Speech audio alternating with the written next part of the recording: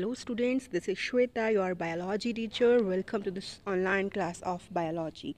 Students, today in this lecture we are going to discuss the chapter that's name is cell structure and function.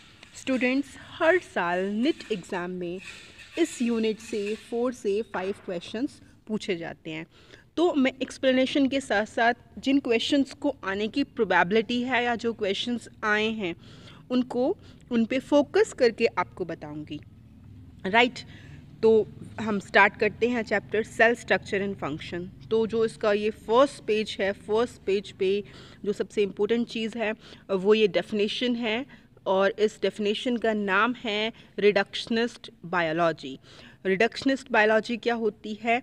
किसी living organism की physico chemical approach को study करने को reductionist biology कहते हैं. मैं आपको बड़ी सिंपल लैंग्वेज में समझाती हूँ. जब हम कोई चीज़ समझते हैं, ठीक है, तो हम सिंपल से उसकी कॉम्प्लेक्सिटी की तरफ बढ़ते हैं. मतलब ऐसा नहीं है कि सबसे पहले हम कॉम्प्लेक्स चीज़ को समझेंगे. कोई भी ऑर्गेनिज्म है या कोई भी स्ट्रक्चर है, पहले हम उसको सिंपल समझेंगे, देन धीरे धीरे हम उसकी कॉम्प्लेक्सिटी की तरफ बढ़ेंगे. तो दैट इज़ रिडक्शनिस्ट बायोलॉजी. उसके बाद ये आपको डायग्राम यहाँ पे लिखा हुआ नज़र आएगा GN रामाचरण का, जिन्होंने कि प्रोटीन स्ट्रक्चर को स्टडी किया था. राइट, उसके बाद हमारा आता है चैप्टर जिसको हमको स्टडी करना है. That's name is cell unit of life. इसके कुछ वीडियोस मैं आपके लोगों के साथ पहले भी शेयर कर चुकी हूँ, जो बेसिक वीडियोस थे. हम थोड़े से फोकस करके NIT एग्ज़ाम के अकॉर्डिंग अब हम यहाँ पे स्टडी करेंगे. तो एज यू ऑल नो, हमारे चारों तरफ लिविंग ऑर्गेनिजम्स और नॉन लिविंग ऑर्गेनिजम्स दोनों होते हैं. ठीक है, लाइक हम हैं या आप हो या मैं हूँ. मैं स्कूल में अभी आप लोगों को टीच करने के लिए आ रही हूँ, तो मैं मोबाइल यूज़ कर रही हूँ. ठीक है, मैं खुद टीच कर रही हूँ यूजिंग मोबाइल. आप लोग घर पे हो, आप लोग स्टडी टेबल यूज़ करते हो, बेड यूज़ करते हो, पेन यूज़ करते हो, पेंसिल यूज़ करते हो, बुक्स यूज़ करते हो, है ना. तो they all are what? They all are objects which are non living. तो कुछ ना कुछ तो ऐसा है जो लिविंग को नॉन लिविंग से अलग करता है. तो वो क्या चीज़ है? द क्वेश्चन इज़ कि वो क्या चीज़ है जो लिविंग ऑर्गेनिज्म को नॉन लिविंग से डिफ्रेंशिएट करता है. द आंसर इज़ वो चीज़ है सेल. सेल लिविंग को नॉन लिविंग से डिफ्रेंशिएट करती है, अलग करती है. और सेल ना सिर्फ मल्टीसेलुलर ऑर्गेनिज्म में प्रेजेंट होती है, इवन यूनिसेलुलर ऑर्गेनिजम्स में भी प्रेजेंट होती है. I have already told you कि यूनिसेलुलर क्या होता है, जहाँ पे सिंगल सेल परफॉर्म करती है सारे फंक्शंस को, एंड मल्टीसेलुलर जहाँ पे हर एक सेल अपना एक पर्टिकुलर फंक्शन करती है. जैसे कि हम लोग हो गए यूनिसेलुलर, जैसे कि अमीबा हो गया. राइट, तो यूनिसेलुलर हो या मल्टीसेलुलर हो, सभी के सभी लिविंग ऑर्गेनिज्म के अंदर सेल प्रेजेंट होती है, और नॉन लिविंग ऑर्गेनिज्म के अंदर सेल प्रेजेंट नहीं होती है. That is the basic difference. Right, now the question arises कि जो सेल है, सेल लिविंग ऑर्गेनिज्म में तो प्रेजेंट है, आपको क्लियर हो गया, लेकिन ये सेल चीज़ क्या है? ये सेल किस चीज़ की बनी हुई है? ये सेल क्या है? तो जो सेल होती है, सेल का अपना एक पर्टिकुलर फंक्शन होता है. इसका अपना एक इंडिपेंडेंट एग्जिस्टेंस होता है, अपना एक पर्टिकुलर फंक्शन ये करती है ना. तो यहाँ पे एंटोन वॉन ल्यूवेनहुक एक साइंटिस्ट थे जिन्होंने सबसे पहले लिविंग सेल को डिस्क्राइब किया था. आपने क्लास 9th में पढ़ रखा है कि रॉबर्ट हुक वो साइंटिस्ट थे जिन्होंने सेल को डिस्कवर किया था. तो रॉबर्ट हुक ने सेल को डिस्कवर किया था, लेकिन लिविंग सेल को जो ऑब्जर्व किया था, जो डिस्कवर किया था, जो डिस्क्राइब किया था, वो डिस्क्राइब किया था एंटोन वन ल्यूवेनहुक ने. ये आपको याद रखना है. उसके बाद रॉबर्ट ब्राउन एक साइंटिस्ट थे. रॉबर्ट ब्राउन साइंटिस्ट ने न्यूक्लियस को डिस्कवर किया था. स्टूडेंट्स, यहाँ पे जो मेन चीज़ है, आपको साइंटिस्ट नेम लर्न करने की ज़रूरत है, समझने की नहीं, लर्न करने की ज़रूरत है, क्योंकि ये चीज़ें एग्ज़ाम्स में पूछी जा सकती हैं आपसे. राइट, उसके बाद आती है सेल थ्योरी की बात. सेल थ्योरी जो डिस्कवर की थी, शेल्डन और शेवन ने मिलके डिस्कवर की थी. तो जो क्वेश्चन यहाँ पे आता है, कई बार ये भी आ जाता है कि जो ये शेल्डन है, शेल्डन कौन है? है ना। और जो शेवन है, शेवन कौन है? तो शेवन जो है ये एक जूलॉजिस्ट हैं, और शिल्डन जो हैं ये एक बॉटनिस्ट हैं, जर्मन बॉटनिस्ट। तो ये क्वेश्चन आ जाता है, इसको आने की प्रोबेबिलिटी होती है, तो आपको इसको अच्छे से लर्न रखना है। समझने में तो इसमें कोई इशू है नहीं, इसको लर्न करना है कि जो शिल्डन है, मैथायस शिल्डन है, ये एक जर्मन बॉटनिस्ट थे। इसने क्या ऑब्जर्व करा था? इसने ऑब्जर्व करा था जो सेल्स होती हैं प्लांट के अंदर, ये डिफरेंट काइंड की सेल्स होती हैं, ठीक है। उसके बाद शेवन जो हैं, जो कि एक जोलॉजिस्ट हैं। शेल्डन कौन है? Botanist, right. Schwann zoologist. जो जोलॉजिस्ट हैं शेवन, उन्होंने डिस्कवर किया था, स्टडी किया था कि जो एनिमल सेल्स होती हैं, एनिमल सेल्स के ऊपर एक लेयर होती है, थिन लेयर, जिसको कि प्लाज्मा मेम्ब्रेन कहते हैं। और इन दोनों साइंटिस्ट ने मिल के सेल थ्योरी दी थी।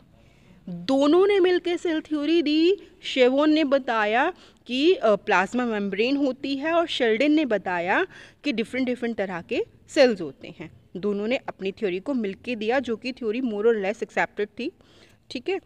ये लिविंग सेल को जो है ये ज़्यादा इसको एक्सप्लेन नहीं कर पाई थी। उसके बाद एक साइंटिस्ट आए थे, रुडोल्फ वर्को, एक साइंटिस्ट थे जिन्होंने ये बताया था कि लाइफ जो है वो प्री एग्जिस्टिंग सेल से आई है। यहाँ पे ये टर्म इम्पोर्टेंट है, ओमनिस सेल्यूला ई सेलुला, मतलब प्री एग्जिस्टिंग सेल। तो इस टर्म को आप फोकस कर लेना, लर्न कर लेना, राइट। तो सेल थ्योरी बेसिकली क्या कह रही है कि सारे के सारे जो ऑर्गेनिजम्स हैं वो सेल के बने हुए होते हैं, और उनके प्रोडक्ट्स भी सेल ही होते हैं। सेल कहाँ से अराइज हो रही हैं? प्री एग्जिस्टिंग सेल से अराइज हो रही हैं। तो इस पैराग्राफ में जो फोकस करने वाली चीज़ है वो ये है कि आपको साइंटिस्ट के नेम अच्छे से करने हैं, और आपको क्लियर हो भी गए होंगे। शेवन है, शेल्डन है, रॉबर्ट हुक है, वेलक्रू है, राइट।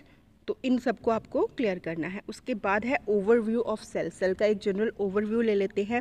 सपोज़ कि हम एक अनियन पील लेते हैं और ह्यूमन चीक सेल का पीस अंडर माइक्रोस्कोप अगर हम स्टडी करेंगे, तो अगर अनियन की बात की जाए तो अनियन जो है, अनियन सेल के अंदर क्या दिखाई देगा? अनियन सेल के अंदर सेल वॉल दिखाई देगी, राइट, एज इट्स बाउंड्री के फॉर्म में सेल वॉल दिखाई देगी, ठीक है। लेकिन जो ह्यूमन चीक सेल होगी, ह्यूमन चीक सेल में क्या दिखाई देगा? सेल मेम्ब्रेन यहाँ पे दिखाई देगी, राइट।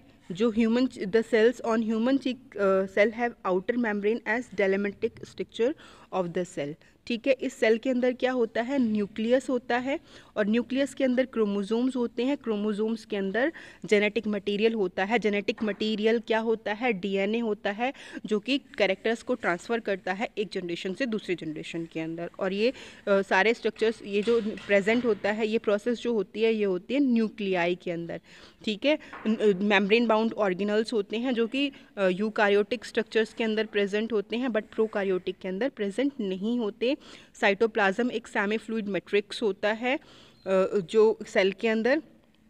यहाँ पे फोकस करने वाली चीज़ वो ये है कि जो साइटोप्लाज्म है, साइटोप्लाज्म का काम क्या होता है? तो साइटोप्लाज्म वो होता है जहाँ पे केमिकल रिएक्शंस होती हैं, बहुत सारी केमिकल रिएक्शंस होती हैं सेल के अंदर, that occur it to keep the cell in living state. जो सेल को लिविंग स्टेट में रखता है, उस फ्लूइड को बोला जाता है साइटोप्लाज्म। ये फोकस करने वाली बात है, ये आपको क्लियर होना ज़रूरी है कि साइटोप्लाज्म का फंक्शन क्या होता है। तो ये लिविंग स्टेट का फंक्शन करता है। यहाँ पे सारी की सारी केमिकल रिएक्शंस होती हैं सेल की। दूसरी जो फोकस करने वाली बात है वो ये है कि कौन से ऐसे ऑर्गेनल्स होते हैं सेल के अंदर जो कि नॉन मेम्ब्रेन बाउंड ऑर्गेनल्स होते हैं। मेम्ब्रेन बाउंड आपको क्लियर हो गया।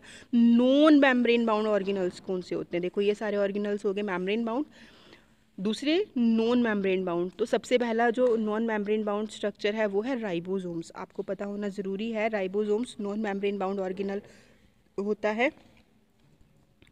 और जो ये राइबोसोम्स है सिर्फ जो साइटोप्लाज्म में तो होता ही होता है, इसके अलावा रफ एंडोप्लाज्मिक रेटिकुलम और प्लांट सेल में भी प्रेजेंट होता है 2 ऑर्गेनल्स, ठीक है, in cytoplasm. But with in the 2 organelles, chloroplast plant के अंदर, क्लोरोप्लास्ट में, माइटोकॉन्ड्रिया में, और rough endoplasmic reticulum. Rough endoplasmic reticulum इसीलिए बोला जाता है क्योंकि उसके ऊपर राइबोसोम्स प्रेजेंट होते हैं। और दूसरा ऑर्गेनल है सेंट्रियोल, राइट। दूसरा ऑर्गेनल है सेंट्रियोल जो कि नॉन मेम्ब्रेन बाउंड ऑर्गेनल होता है। तो फोकस करने वाली बात बिल्कुल यही है कि राइबोसोम्स और सेंट्रियोल का काम होता है सेल डिवीजन करने का, सेल डिवाइड करवाता है ये। तो राइबोसोम्स और सेंट्रियोल दो ऐसे ऑर्गेनल्स हैं जो कि मेम्ब्रेन बाउंड ऑर्गेनल्स नहीं हैं, ये नॉन मेम्ब्रेन बाउंड ऑर्गेनल्स हैं। राइबोसोम्स प्रोटीन फैक्ट्रीज होते हैं, सेंट्रियोल का काम होता है सेल डिवीजन का। आपको फंक्शंस भी इनके क्लियर हो गए। इसके अलावा और सारे जो हैं ये सारे के सारे मेम्ब्रेन बाउंड ऑर्गेनल्स हैं, राइट। तो और नीचे दिया हुआ है कि जो सेल जो है, सेल के जो साइजेज़ हैं वो वेरी करते हैं। सेल छोटी भी हो सकती है, सेल बड़ी भी हो सकती है। देखिए जो स्मॉलेस्ट सेल है ये आपको लर्न करना है, यहाँ पे आपको लर्न करना है। जो स्मॉलेस्ट सेल है उसका साइज़ है 0.3 μm इन लेंथ, जो कि बैक्टीरिया का है, ठीक है, माइकोप्लाज्म का है। ये आपको लर्न करना है। यहाँ पे डिफरेंट शेप्स दी हुई हैं, ये आपने 9th क्लास में भी पढ़ी हुई हैं, ये आपको क्लियर होनी ज़रूरी है। सेल बड़ी भी हो सकती है, ठीक है, जैसे हमारे रेड ब्लड सेल्स हैं वो 7.0 μm इनका डायामीटर होता है। जो ऑस्ट्रिच है, ऑस्ट्रिच का एग जो है वो सबसे बड़ा होता है। तो ये सारी चीज़ें आपको क्लियर होनी ज़रूरी है कि कौन से सेल की कैसी शेप है। और हर एक सेल जो होती है अपने फंक्शंस के बेसिस पे इनके जो साइजेस होते हैं ये साइजेस वेरी करते हैं, राइट। तो स्टूडेंट्स, इस वीडियो लेक्चर के अंदर मैंने आपको कुछ बेसिक्स बताए हैं और ऐसे क्वेश्चंस भी बताए हैं जो नीट एग्जाम्स में आ जाते हैं। जैसे कि यहाँ पे आपको साइंटिस्ट के नेम क्लियर होने ज़रूरी हैं, आपको क्लियर होना ज़रूरी है कि कौन से organelles non membrane bound organelles हैं और सेल के साइजेस। अगर आपको इस कंसेप्ट में कहीं पे भी कोई प्रॉब्लम है तो आप मुझे कमेंट सेक्शन में लिख के ज़रूर बताएं, और अगर आपको क्लैरिफिकेशन है तब भी कमेंट करके ज़रूर बताएं कि आपको कंसेप्ट क्लियर हो गया।